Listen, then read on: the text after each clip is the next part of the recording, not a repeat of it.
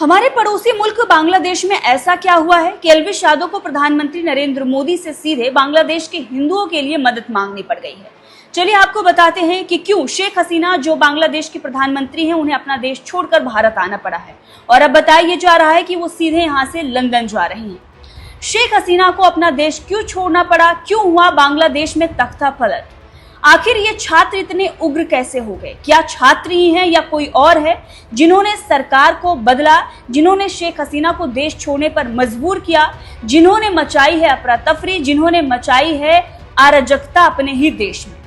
चलिए पूरी inside story आपको बताते हैं। और भी ज्यादा डिटेल में जानने के लिए आप हमारा चैनल द जनता शो को सब्सक्राइब कर सकते हैं, वहां पर आपको डिटेल में वीडियोस मिल जाएंगे। लेकिन इस वक्त हम बात कर रहे हैं कि क्या चल रहा है मोटा मोटा बांग्लादेश में, क्यों शेख हसीना को भागना पड़ा और ऐसा क्या हो गया वहां पर कि प्रधानमंत्री नरेंद्र मोदी को टैग करते हुए एल्विश यादव ने बांग्लादेश के हिंदुओं के लिए मदद मांगी है। तो सबसे पहले आपको बताते हैं कि आरक्षण को मुद्दा बनाकर वहां पर विरोध प्रदर्शन चल रहे थे। जून में 30% आरक्षण फिर से शुरू किया गया था। ये आरक्षण 1972 में ही बांग्लादेश में शुरू किया गया था। जो स्वतंत्रता सेनानी हैं उनके बच्चों को 30% सरकारी नौकरी में आरक्षण दिया गया था।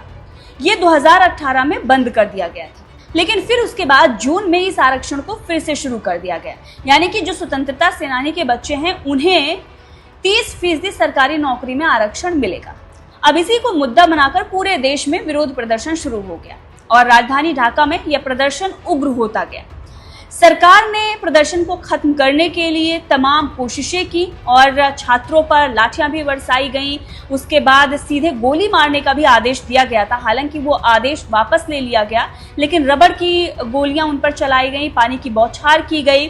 प्रदर्शन को खत्म करने के लिए काफी बल का प्रयोग किया गया, जिसके बाद हमारे भी देश में बहुत सारे लोगों ने इस प्रदर्शन को सपोर्ट किया और कहा कि ये छात्र हैं जिन पर ये सारे एक्शन सरकार ले रही है और ये गलत है। छात्र जो हैं वो प्रताड़ित किए जा रहे हैं, उन्हें मारा जा रहा है। बहुत सारे लोगों ने ये कहा कि ये छात्र हैं। लेकिन धीरे धीरे ये प्रदर्शन इतना ज़्यादा उग्र हो गया कि इसको काबू करना सरकार के हाथ में नहीं रहा और जैसा कि सरकार पूरी तरह से फेल हो गई और शेख हसीना को इस्तीफा देना पड़ा और देश छोड़कर अब भारत में उन्हें आना पड़ा। लेकिन इसमें जो सबसे बड़ी बात कही जा रही है वो ये बताई जा रही है कि बांग्लादेश में जो तख्ता पलट हुआ है इसके पीछे अमेरिका भी हो सकता है, चाइना भी हो सकता है और पाकिस्तान की खुफिया एजेंसी ISI भी हो सकती है। क्योंकि जो मांगे विरोध प्रदर्शन कर रहे लोगों की थी, जो प्रदर्शनकारियों की थी, वो लगभग सर्वोच्च न्यायालय ने पूरी कर दी थी। यानी कि सुप्रीम कोर्ट ने लगभग आरक्षण को घटा दिया था, 30% को 5% कर दिया था और भी कई सारे आरक्षण को खत्म कर दिया गया था। लेकिन सुप्रीम कोर्ट के फैसले के बाद भी ये प्रदर्शनकारी डटे रहे और इन्होंने ये मांग की कि शेख हसीना को इस्तीफा देना होगा, इनके खिलाफ मुकदमा चलना चाहिए। जो राजनेता प्रदर्शनकारियों के खिलाफ बयानबाजी कर रहे थे उन पर मुकदमा चलना चाहिए।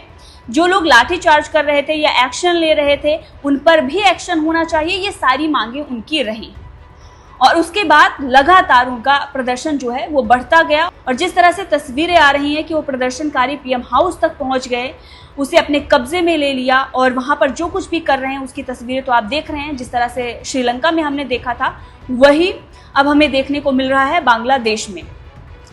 लेकिन जो सबसे बड़ी घटना हुई वो बांग्लादेश के हिंदुओं के साथ हुई। जी हाँ, अब खबर ये आ रही है कि प्रदर्शनकारियों ने हिंदुओं पर अटैक करना शुरू कर दिया है, क्योंकि वहां पर धार्मिक आधार पर जो अल्पसंख्यक हैं यानी हिंदुओं को भी आरक्षण 5% मिल रहा था और दिव्यांग थे उन्हें भी मिल रहा था, महिलाओं को भी मिल रहा था। तो अब हिंदुओं पर भी अटैक हो रहा है, हिंदू मंदिरों को निशाना बनाया जा रहा है। ढाका में अभी ये खबर आ रही है कि इस्कॉन पर अटैक किया गया है और बताया जा रहा है ये वही इस्कॉन मंदिर है जिसने जब बांग्लादेश नया बना था तब 6 महीने तक 2 लाख से ज्यादा लोगों को प्रतिदिन खाना खिलाया था। लेकिन आज उन्हीं मंदिरों को टारगेट किया जा रहा है, हिंदुओं पर अटैक किया जा रहा है। तो कहीं ना कहीं सोची समझी साजिश के तहत ही किया जा रहा है। और शेख हसीना की हम बात करें तो शेख हसीना के रिश्ते काफी अच्छे रहे हैं भारत के साथ। तो ऐसे में शेख हसीना को भारत में अभी शरण दी गई है, लेकिन कहा यह जा रहा है कि वो इंग्लैंड जाएंगी, वो लंदन जाएंगी। लेकिन अभी बातचीत इसको लेकर भारत के अंदर भी चल रही है और और बांग्लादेश में जो कुछ भी चल रहा है उसको लेकर हमारी सुरक्षा एजेंसियां जो हैं वो अलर्ट हो गई है, क्योंकि बताया ये भी जा रहा है कि कुछ जगहों पर भारत में भी अस्थिरता हो सकती है।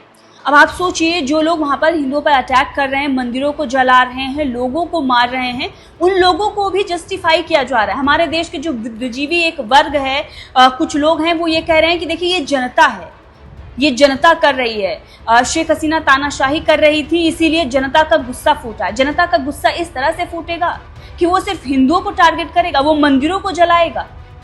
और अगर ऐसा करने वाला बेचारा है, अगर ऐसा करने वाला आपकी नजरों में मासूम है, तो फिर आपकी मानसिकता भी पूरी तरह से भ्रष्ट हो चुकी है। तो वहीं पर एल्विश यादव जैसे लोग भी हैं जो हमारे हिंदुओं के लिए आवाज उठा रहे हैं। जो बांग्लादेश में मंदिरों पर अटैक हो रहा है उसके खिलाफ वो आवाज उठा रहे हैं, सोशल मीडिया पर लिख रहे हैं। ऐसे में लव कटारिया ने भी एल्विश यादव के ट्वीट के बाद ट्वीट किया है, लेकिन एल्विश यादव ने प्रधानमंत्री नरेंद्र मोदी को टैग करते हुए ये कहा है कि जिस तरह से रिपोर्ट सामने आ रही है, जो खबरें आ रही हैं कि हिंदुओं पर अटैक हो रहा है, प्रधानमंत्री नरेंद्र मोदी को जो बांग्लादेश में हिंदू हैं उनकी सुरक्षा को सुनिश्चित करना चाहिए, उस पर एक्शन लेना चाहिए। ये ट्वीट आप देख सकते हैं जो एल्विश यादव ने किया है, और उसके बाद लव कटारिया ने भी इसी तरह का ट्वीट किया है। तो बांग्लादेश में हिंदुओं के साथ जो हो रहा है उस पर आवाज उठाई है एल्विश यादव ने।